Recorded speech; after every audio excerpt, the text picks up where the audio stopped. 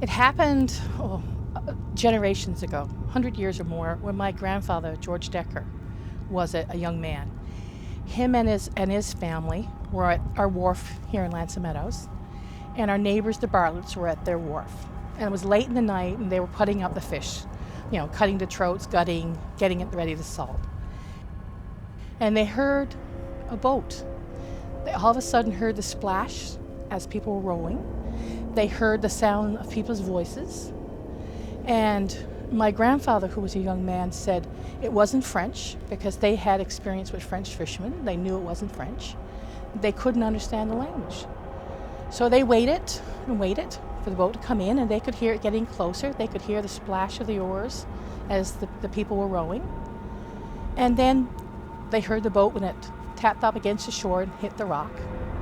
And it was silence. And they waited and waited to hear further movement, hear people getting out of the boat. And there was nothing. No boat, appeared. No visitors from the ship showed up on the shore, and they were puzzled. And my great-grandfather said, "It's spirits." The next morning, someone that had been over in the Bartlett stage putting up fish came to visit, and he said, "Who was it that showed up at your wharf last night?" And they said, "Nobody." And he said, "Well, we heard the boat come in, we heard the splash of the oars, we heard the people talking." And he said, there had to be somebody. And grandfather and his father said nobody showed up. They all heard the boat, they heard the people talking in a strange language, but nobody actually came ashore.